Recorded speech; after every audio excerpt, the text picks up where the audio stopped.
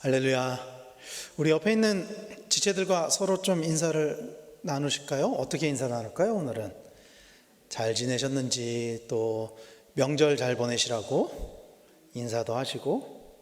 네, 오늘은 좀 조촐하네요, 평소보다.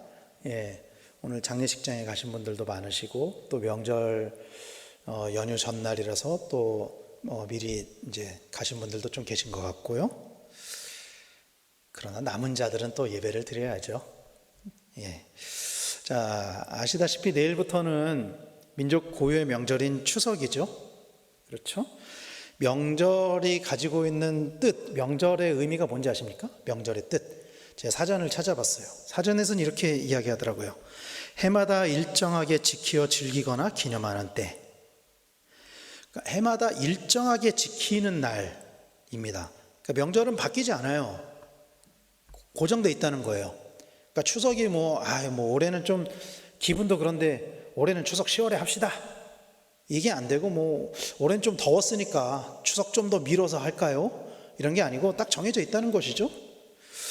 그래서 옛날부터 우리나라는 음력을 사용했었잖아요. 음력을 사용한 우리는 그래서 음력 1월 1일을 설날로 지키고, 그렇죠? 추석은 음력 며칠이죠? 8월 15일이죠. 그렇죠? 음력 8월 15일을 추석으로 지킵니다. 그리고 명절이 되면은 온 가족이 모여서 또 명절의 대표적인 풍습이 함께 모여서 먹는 거죠. 그래서 그 명절마다 대표적인 음식이 있어요. 큰 명절은. 설날에는 떡국. 제가 떡국 참 좋아합니다. 설날엔 떡국, 추석에는 송편. 그렇죠? 그래서 이 명절은 사실은 근데 우리나라만 있는 것은 아니에요. 각 나라마다 명절이 있습니다. 이 동양권, 특히 극동아시아, 한국, 중국, 일본 이런 나라들은 우리나라와 같이 설날이나 이런 명절들을 지키기도 하고, 또 서구권에는 또 서구권 나름대로의 명절이 있습니다. 우리나라도 그렇지만 이스라엘에도 명절이 있습니다. 아시는 것처럼. 그렇다면 이스라엘은 어떤 명절이 있느냐 하는 것이죠. 제가 이스라엘의 명절을 좀 조사를 해왔습니다. 이거를 쭉 말씀을 드릴 텐데 좀 재미없을 거예요. 수업 듣는 것 같기도 하고. 그래도 이스라엘에 어떤 명절이 있는지, 그 명절이 어떤 날인지 정도를 간단하게 좀 아시면은 성경을 보실 때 아마 큰 도움이 되실 거라고 생각을 합니다. 유대인의 명절에는 큰 세 가지의 명절이 있습니다. 첫 번째는 유월절입니다. 유월절은 다른 말로는 뭐라고 불리기도 하죠? 무교절이라고 불리기도 하죠. 유월절은 어떤 날이죠? 우리가 아는 것처럼 유대 민족이 애굽에서 나온 것, 출애굽한 것을 기념하는 절기이죠.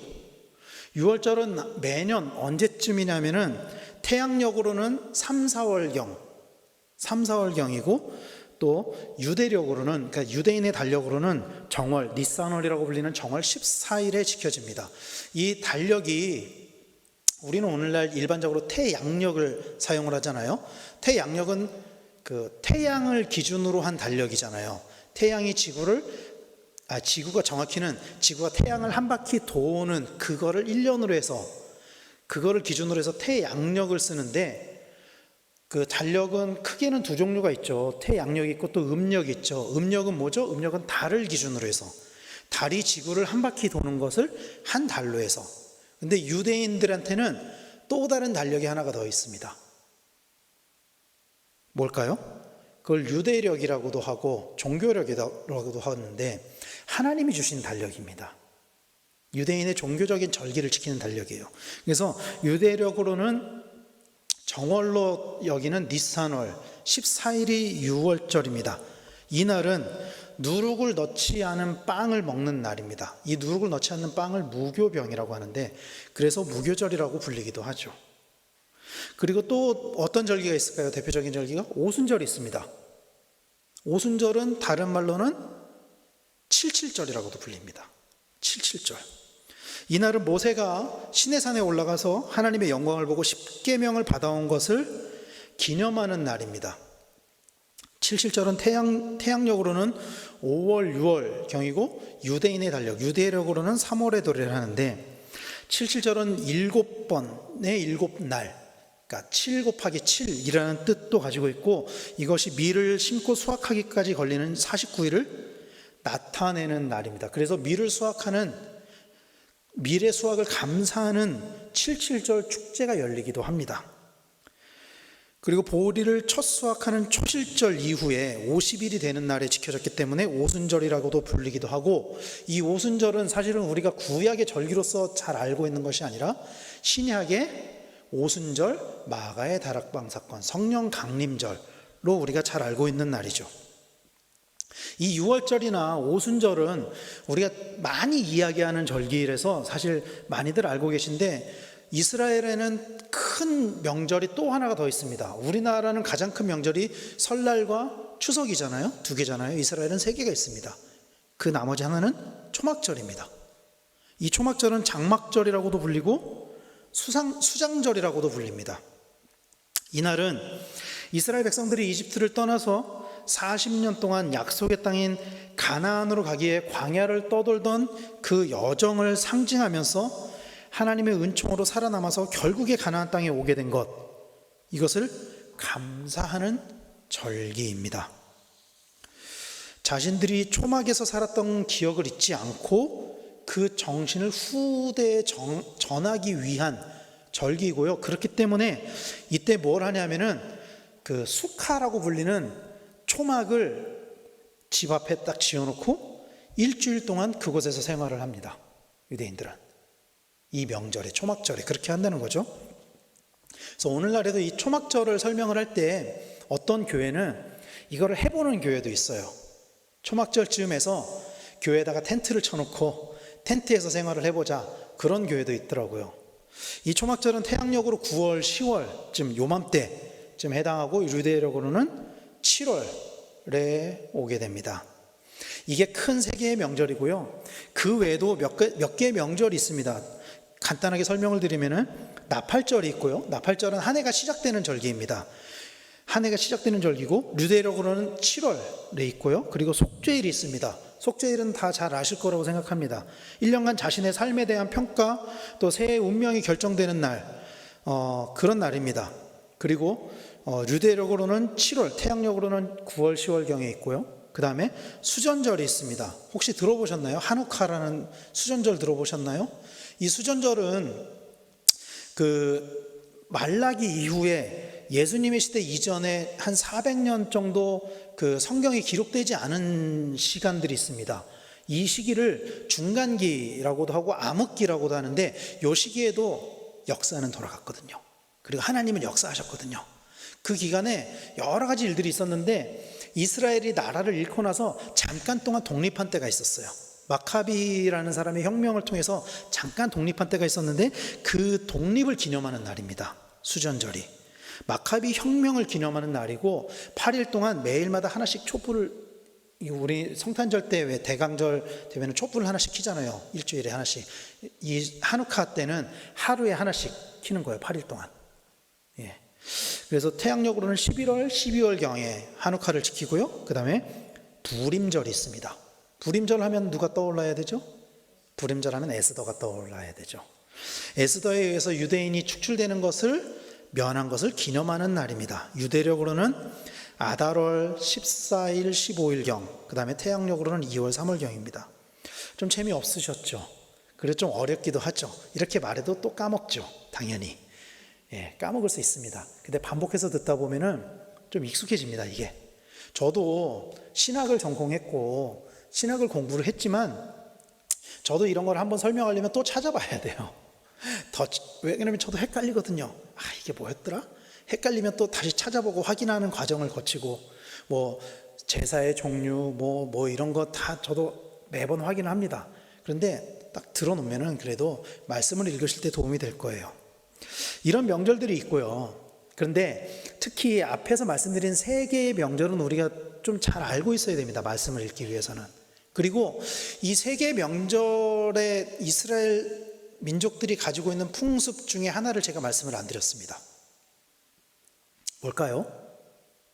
이 3개 큰 명절에는 이스라엘의 성인식을 치른 남자들, 성인 남자들은 성전으로 올라가는 것이 풍습이 되어 있었습니다. 성전에 모이는 것이. 그렇다면 우리는 명절에 어디로 가죠? 우리는 명절에 고향으로 가거나 혹은 명절에 가족들에게 가죠. 우리는. 그들은 왜 명절에 성전에 가느냐 하는 것이죠. 그러면 그것은 명절이 제정된 이유와 관련이 있습니다. 이스라엘의 명절과 우리나라의 명절은, 또 다른 나라의 명절들은 이스라엘의 명절과 근본적인 차이가 있어요. 똑같이 명절이라고 불리지만 근본적인 차이가 있습니다. 우리나라 명절을 음력에 따라서 지키잖아요. 왜 음력에 따라서 지키는지 혹시 아시나요? 농사 때문입니다. 농경 문화 때문입니다. 그래서 우리나라의 명절이 농경사회에서 중요한 날을 기념하는 날이에요. 그래서 정월 대보름도 있고요. 그 절기들이 24절기가 있잖아요. 우리나라에도. 그러니까 이게 농경 문화에서 나온 거거든요. 그런데 이스라엘은 자신들을 인도하신 하나님의 역사를 기념하는 날입니다. 명절이. 그렇기 때문에 그들은 명절이 되면 가족들과 모이는 것이 아니라 성전으로 모이는 거예요. 왜? 명절을 제정하신 이가 하나님이시기 때문에. 성전에 모여서 하나님이 하신 일들을 기념하고 기억하는 것입니다. 마치 우리나라가 3.1절이나 광복절 같은 날을 국가적인 행사로 기념하고 기억하는 것처럼 이스라엘은 자신들의 역사 가운데 하나님이 하신 일들을 기념하고 기억하는 거예요. 유대인의 6월절이나 초막절 같은 날이 우리나라의 3.1절이나 광복절 같은 날이라는 거예요. 독립을 기념하는 날이잖아요. 이스라엘 사람들에게 있어서 그 명절의 주인공은 사람이 아니라 하나님이었습니다. 하나님이 주신 것이고 그것은 하나님을 기념하는 날이었습니다. 명절은.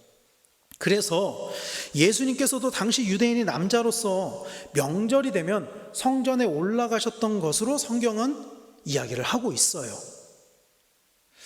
오늘 우리가 읽은 본문의 배경은, 오늘 우리가 읽은 본문에는 명절에 온 큰 무리라고 이야기를 하고 있잖아요. 이 명절은 유월절을 가리키는 것입니다. 유월절 명절을 가리키는 것입니다. 여러분, 예수님께서 공생애를 몇 년 지내시다가 십자가에 못 박혀서 죽으셨죠? 우리는 다 3년으로 알고 있죠. 왜 3년이라고 이야기하는지 아십니까? 3년이라고 이야기하는 이유가 있습니다. 3년이라고, 그러니까 성경에 어디에도 예수님이 3년 동안 공생애를 행하셨다 이런 구절은 없어요. 혹시 보신 분 계신가요? 보신 분 계시다면 그 책을 버리세요. 가짜입니다. 짜가입니다. 그런 말씀 나와 있지 않아요. 성서학자들이 근데 성경을 연구하면서 예수님의 공생애는 3년이었을 거다 추정하는 이유가 뭐냐면은 6월절이 성경에 몇 번 나와 있냐 이거예요. 똑같은 절기가 성경에 몇 번 반복되는지 그거를 기준으로 예수님이 3년의 공생애를 행하셨을 것이다 그렇게 추정을 하는 거예요. 특히 이 6월절은 어떤 6월절을 이야기하는 것이냐면 요한복음에 기록된 6월절이 기준입니다. 요한복음에. 그러니까 마태복음에 있는 6월절 한 번, 누가복음에 있는 6월절 한 번, 이게 아니라 동일한 책에서 같은 명절을 몇 번 겪으셨느냐 예수님이. 이게 기준이었던 거예요. 그래서 요한복음에 보면은 6월절이 3번 나오거든요. 첫 번째 6월절은 요한복음 2장 13절에 기록이 되어 있습니다. 요한복음 2장 13절에는 이렇게 이야기를 해요. 유대인의 6월절이 가까운지라 예수께서 예루살렘으로 올라가셨더니 이렇게 기록합니다. 첫 번째 6월절입니다. 그리고 이 첫 번째 6월절에 어떤 일이 일어나냐면은 성전 청결 사건이 일어납니다. 그 유명한 예수님이 그냥 성전에 놀러 가셔서 그것을 뒤엎으신 게 아니라 유대인의 명절인 6월절 때 성전에 올라가셔서 성전을 뒤집어 엎으신 거예요. 성전을 뒤집어 엎으신 이유가 있습니다. 나중에 말씀드리겠습니다. 그리고 두 번째 6월절은 요한복음 6장 4절에 기록되어 있습니다. 이 요한복음 6장 4절부터 어떤 말씀이 나오냐면 오병이어 사건이 나옵니다. 요한복음 6장 4절에서 마침 유대인의 명절인 6월절이 가까운지라 그러면서 이 요한복음 2장과 요한복음 6장 사이에 1년의 시간, 최소한 1년의 시간이 있다라는 것을 암시하고 있는 것이죠. 똑같은 명절이 요한복음에서 반복되고 있으니까요. 그래서 이 오병이어 사건은 예수님께서 두 번째 6월절 즈음에 하신 기적입니다. 그리고 세 번째 유월절 사건은 요한복음 13장 1절 말씀에 유월절이 기록되어 있습니다. 13장 1절 이렇게 이야기합니다. 유월절 전에 예수께서 자기가 세상을 떠나 아버지께로 돌아가실 때가 이른 줄 아시고 세상에 있는 자기 사람들을 사랑하시되 끝까지 사랑하시니라. 이 세 번째 유월절 때 비로소 예수님께서 십자가에 못 박히시는 일이 일어났던 것이죠. 우리가 예수님의 공생애를 3년으로 보는 이유는 이것 때문입니다. 요한복음에 기록된 세 번의 유월절 때문입니다. 그런데 더 정확히는요, 예수님의 공생애 몇 년입니까? 그러면은 여러분 우리가 보통 3년입니다 하지만 더 정확히는 어떻게 대답해야 되냐면 최소한 3년입니다. 왜냐하면 더 기록되어 있지 않을 수도 있어요. 유월절을 더 겪으신 것들이. 적어도 기록된 것에 의하면 최소한 3년이라는 것이죠. 이것이 요한복음에 잘 나타나 있다라는 거예요. 그렇다면 요한복음은 왜 예수님의 행적을, 이 예수님의 행적의 기준을 유월절에 두었느냐 하는 것이죠. 왜 유월절을 굳이 이렇게 언급하고 있느냐 하는 것이죠. 다른 절기에는 예수님이 성전에 올라가지 않으셨을까요? 그러면 큰 세 번의 절기에 유대인 성인 남자들이 성전에 올라가는 게 그들의 관습이었는데, 사실은 예수님이 유월절도 세 번 다 올라가시지는 않으셨어요. 두 번째 유월절 때는 성전에 올라가지 않으셨습니다. 근데 어쨌든 다른 절기에는 성전에 올라가지 않으셨냐는 것이죠. 이것은 기본적으로 예수님을 바라보는 요한의 시선과 관련이 있습니다. 요한이 유월절을 중심으로 요한복음을 기록한 이유가 있다는 것이죠. 그것은 요한의 시점과 관련이 있어요. 요한은 예수님을 어떻게 보고 있냐면요, 요한은 예수님을 하나님의 어린 양으로 보고 있습니다. 어린 양 하면 떠오르는 절기가 뭐죠? 유월절입니다. 요한복음 1장 29절에는 이렇게 이야기합니다. 이튿날 요한이 예수께서 자기에게 나오심을 보고 이르되 보라 세상 죄를 지고 가는 하나님의 어린 양이로다, 이렇게 이야기를 하죠. 근데 사실 여기서 이 요한은 사도 요한이 아닙니다. 요한복음을 기록한 요한이 아니에요. 세례 요한이죠. 세례 요한이 한 이야기죠. 그러나 세례 요한이 이 이야기를 했다는 것을 요한복음에 넣었다는 것은 사도 요한이 예수님을 어떻게 바라보고 있는가라는 것과 관련이 있습니다. 납득이 되시나요? 안 되시나요? 안 되신다면 제가 또 하나의 증거를 보여드리겠습니다. 요한계시록 5장 7절에 이렇게 이야기합니다. 그 어린 양이 나와서 보좌에 앉으신 이의 오른손에서 두루마리를 취하시니라. 요한계시록의 저자가 누구죠? 사도 요한입니다. 요한계시록의 저자인 사도 요한은 예수님을 어떻게 표현하고 있냐면 그 어린 양. 요한계시록에서 어린 양은 예수님을 가리키는 거거든요. 예수님을 어린 양으로 보고 있다는 거예요. 이게 요한이 예수님을 바라보는 시선입니다. 요한은 자신이 경험한 예수님을 1세기 그리스도인들에게 전하면서 예수님을 어린 양으로 표현하고 있습니다. 그리고 이 어린 양은 아까 말씀드렸던 것처럼 유대인의 명절 중에 특히 유월절과 관련이 깊죠. 우리가 아는 것처럼 유월절은 출애굽기 12장에 나옵니다. 하나님이 애굽의 모든 첫째 난 것들을 다 죽이실 때 이스라엘 백성들만 그 죽음에서 넘어가게 하셨는데, 그 유월하도록 하셨는데, 그 유월의 방법이 뭐였죠? 어린 양의 피를 문설주에 바르는 것이었습니다. 우리가 너무나도 잘 알고 있는 것이죠. 어린 양의 보혈로 죽음을 피하게 된 것이 유월절의 의미인 것입니다. 그래서 필연적으로 사실 유월절은 축제의 날이 될 수밖에 없습니다. 왜냐하면 죽음을 면한 날이니까요. 죽음을 벗어난 날이니까요. 그래서 예수님께서 빌라도 앞에 서셨을 때 말씀을 보면은 유월절의 풍습에 따라서 죄인을 풀어주는 관례가 있었다라고 이야기를 하잖아요.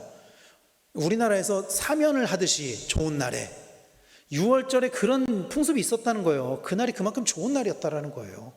유월절이 기쁨의 날이 될 수밖에 없다라는 거예요. 이스라엘 사람들에게 있어서 유월절은 그런 날이었습니다. 이스라엘 백성의 시선으로 보면은 유월절은 그렇게 기쁘고 즐거운 축제의 날이었어요. 그런데 예수님의 시선으로 바라본 유월절은 어떤 날이었을까요? 예수님의 관점으로 제물이 되어야 하는 어린 양으로 이 땅에 오신 예수님의 관점에서는 유월절은 결코 유쾌할 수 없는 날입니다. 그래서 첫 번째 유월절에 요한복음에 기록된 첫 번째 유월절에 성전에 올라가시면서 성전을 뒤엎으셨잖아요. 예수님이 성격이 나빠서 그런 것일까요? 아니요. 그렇지 않습니다. 성전에 왜 그 상인들을 보고서 화가 나셨잖아요. 그 상인들이 팔았던 게 재물이거든요. 그 재물을 돈을 주고 팔고 사는 모습을 보면서 예수님이 분노하신 것입니다. 제사의 의미가 그런 것이 아니거든요.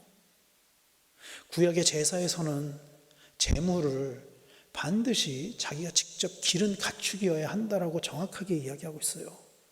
그 가축의 원어가 자기가 직접 키운 동물이라는 것입니다. 산 게 아니라 자기가 직접 키운. 그런데 그 재물을 팔고 사는 모습을 보면서 그래서 예수님이 분노하셨던 거예요. 왜?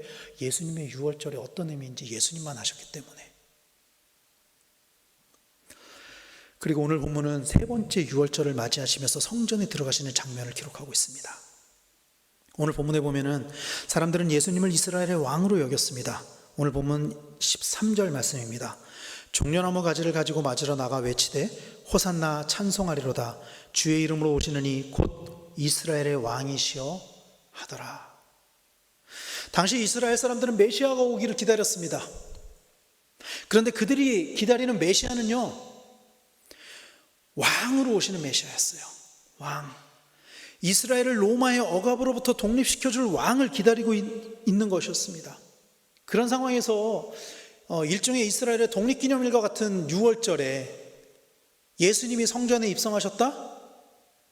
얼마나 기쁜 축제의 장이 됐을까요, 그들에게. 그런 일이 가능했던 이유, 예수님이 왕으로 여겨졌던 이유는 예수님께서 수많은 이적을 행하셨기 때문입니다.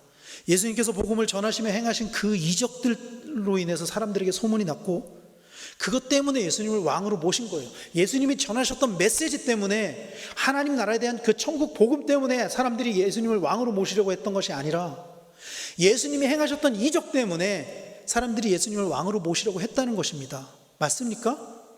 보세요. 오병이어 사건 기억하십니까? 오병이어 사건 때 보면은 오병이어 사건이 있은 이후에 사람들이 예수님을 왕으로 모시려고 했다고 이야기를 해요. 사람들은 그 이적 때문에 예수님을 왕으로 모시려고 했습니다. 특히 오늘 말씀 직전에 나오는 말씀이 어떤 말씀인지 아십니까? 나사로의 이야기입니다. 나사로. 요한복음 11장에는 죽은 나사로를 살리시는 장면이 나오고요. 요한복음 12장에는 나사로의 집에서 잔치를 행한 것, 또 나사로 때문에 많은 사람들이 믿게 되었다라는 이야기가 오늘 말씀 직전에 나옵니다. 이런 상황 속에서 사람들이 예수님을 하나님이 보내신 분, 하나님이 보내신 메시아, 우리를 해방시켜 줄리라고 여기는 것은 큰 무리가 없는 일이었죠. 죽은 사람까지 살리시는데. 그러나 예수님은 이 땅에 왕으로 오신 것이 아닙니다. 이 정치적인 왕으로 오신 것이 아닙니다. 예수님은 기적을 행하시기 위해 오신 것이 아닙니다.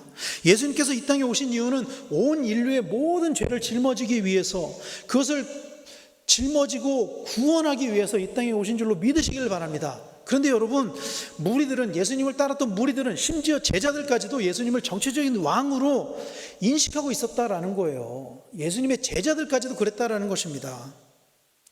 유대인에게 있어서 유월절은 우리나라의 광복절과 같은 날입니다. 애굽에서 독립한 날이기 때문입니다. 그래서 유월절에 예수님을 왕으로 모시려고 한 것은 특별한 의미를 가지고 있는 것입니다. 그리고 실제로 예수님을 따르는 무리들이 얼마나 예수님을 열정적으로 지지를 했냐면 참 재밌죠. 며칠 뒤에 그 목소리는 예수님을 십자가에 못 박으라는 목소리로 바뀌지만, 예수님이 입성을 하셨던 이때만 해도 얼마나 사람들이 예수님을 열광적으로 지지하고 환호했냐면은, 예수님을 공격하려고 했었던 그 사람들이 더 이상 예수님을 공격할 수 없을 정도로 그 다른 무리가 많아져 있었다라는 거예요. 오늘 본문 19절을 우리말 성경으로는 이렇게 이야기합니다. 그 모습을 본 바리새인들의 이야기예요. 그러자 바리새파 사람들이 서로 말했습니다. 보시오, 온 세상이 예수를 따르고 있으니 이제 할 수 있는 것이 없지 않소. 이 바리새인들도 나사로가 부활한 것을 봤어요. 그것만으로도 굉장히 큰 충격을 받고 있었는데 예수님이 입성하시는 그 장면을 보고서 수많은 사람들이 예수님을 따르고 예수님을 왕으로 세우려는 그 모습을 보면서 정말 크게 당황했던 것 같아요. 더 이상 우리가 할 수 있는 것이 없다. 정말 절망적인 상황에 이르렀다. 이제 끊임없이 예수님을 음해했던 자신들의 노력이 무위로 돌아갈지도 모른다라는 그런 절망감에 사로잡혀 있었던 것 같습니다. 그래서 이 바리새인들이 어떤 짓을 하는지 아십니까? 예수님한테 가서 뭐라고 이야기하는지 아세요? 예수님, 저들을 좀 진정시키십시오. 바리새인들이 예수님한테 그렇게 요구를 해요. 이 사복음서를 보실 때는 그 병행이 되는 말씀을 같이 보시는 게 좋습니다. 그러니까 그 사복음서에 기록되어 있는 이야기가 그 책에만 기록되어 있을 수도 있지만 다른 복음서에도 동일한 사건이 기록되어 있는 경우가 많거든요.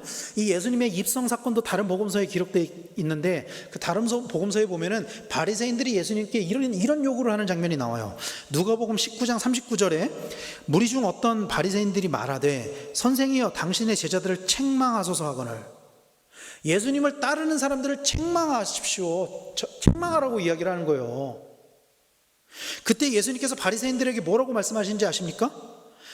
이어지는 40절에 이렇게 이야기합니다. 대답하여 이르시되 내가 너희에게 말하노니 만일 이 사람들이 침묵하면 돌들이 소리 지르리라 하시니라. 그런데요, 여러분, 예수님이 책망하실 필요가 없었어요. 며칠 지나지 않아 그 외침은 예수를 십자가에 못 박으라, 이런 외침으로 바뀌었다라는 거예요. 왜냐하면 예수님이 자신들이 생각하는 왕이 아니었기 때문입니다. 예수님이 예루살렘에 입성하실 때는 예수님이야말로 우리를 로마에서 해방시켜줄 구원자, 마카비가 끝내 실패했던 마카비 혁명으로 잠깐 독립했었지만 끝내 실패했던 자신들의 진짜 독립을 이루어줄 정치적인 지도자. 그런데 예루살렘에 입성하셔서 며칠 지내보니까 아닌 것 같아. 그러자 그들이 바뀌었던 거예요. 예수를 십자가에 못 박으라. 사랑하는 성도 여러분, 예수님께서는 우리를 살리시기 위해 자신을 내어주셨습니다. 믿으시길 바랍니다. 그리고 그것이 예수님의 죽으심으로 우리는 새로운 살 길을 얻었습니다. 그리고 예수님의 죽으심으로 하나님과 우리 사이에 막힌 담이 허물어졌습니다. 그러므로 우리에게 참 평안과 안식과 기쁨이 허락되었다는 것을 믿으시길 바랍니다. 이것이 예수님의 명절이었습니다. 이것이 모든 사람들이 다 기뻐하는 그날, 예수님은 모든 사람들을 다 살리기 위해 스스로 낮아지셨고 스스로 십자가에 못 박히셨습니다. 우리는 그 예수님을 날마다 기억하며 기념하며 살아가야 할 줄로 믿으시길 바랍니다. 예수님의 죽으심 없이 우리는 살 수가 없습니다. 내일부터는 추석 연휴가 시작됩니다. 우리나라의 명절은 철저하게 인본주의적으로 만들어졌습니다. 그래서 우리나라의 명절은 사람들에게 좋은 날입니다. 좋은 날이에요, 명절은. 반면에 예수님께서 성전에 올라가셨던 그 예수님의 명절은 우리를 살리시기 위한 날이었습니다. 우리는 그 예수님을 기억하고 기념하고 닮아가야 할 줄로 믿으시길 바랍니다. 명절이 되면 오랜만에 가족들이 모이기도 하고 여러 가지 일들이 일어나기도 하죠. 그 명절에 자기 스스로를 낮추셨던 그 예수님의 모습을 본받는 우리 성도님들 되시기를 축원합니다.